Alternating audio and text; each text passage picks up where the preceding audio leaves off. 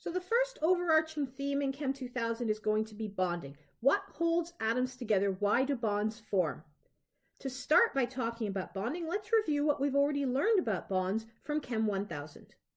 In Chem 1000, we saw that there was a relationship between potential energy and the distance between two nuclei. We can draw a graph known as a Lennard-Jones potential, and it looks like this. It shows the energy as it varies according to internuclear distance. So if a bond is going to form, it's going to be because the energy is lower when those two atoms are close enough to be bonded than when they are far apart. So the Lennard-Jones potential has an energy minimum at the average bond length. And so that would be this point down here, for example. As the two atoms get farther and farther apart, the energy rises because now the electrons are not as close to the nucleus of the other atom until you reach a distance at which the atoms are so far apart that they're effectively not interacting at all. So here we have our two atoms far apart, no interaction between atoms. And at that point, we define the energy as zero because we have to define a zero energy point somewhere. So zero is the point at which the two atoms are so far apart that they're not interacting. As they get closer and closer, the electrons are not only attracted to the nucleus in their own atom, they start to become attracted to the nucleus in the other atom as well, and that's favorable, so the energy drops.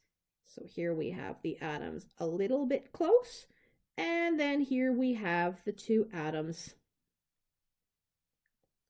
at the ideal distance, the average bond length. Average bond length. What happens as those two atoms continue to get closer? Well, the electrons get closer and closer to the other nucleus, so that's a good thing.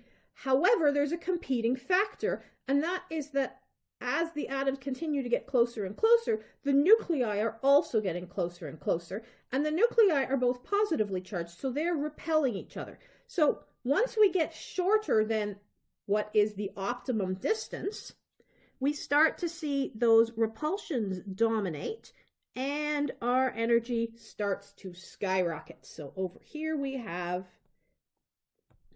nuclei too close, therefore too much repulsion, and the system is at really high energy. Otherwise, the atoms would just keep going closer until they sat on top of each other, which you can't do. You can't get an internuclear distance of zero. If you did, you'd just have had a nuclear reaction happen. Now, it's important to remember that unless we're operating at 0 Kelvin, our atoms are not sitting there static with the perfect average bond length as the distance between them. They are moving. There is vibration happening. So our atoms are vibrating, and that distance is constantly changing. At low temperature, it's just changing by a little bit. At higher temperatures, it's maybe changing by a bit more. And this leads to the introduction of what we call vibrational energy levels onto the diagram. So at low temperature, we're getting a little bit of vibration, and then at higher temperature, we're getting a bit more, and at higher temperature, still getting a bit more. And so these vibrational energy levels will be really useful to us later when we talk about spectroscopy in this course. For now, it's just important that you be aware that we have the average bond length as the lowest energy, that we are considering the attraction between electrons and both nuclei, but also remember that there are repulsive forces involved between the species with the same charge as each other.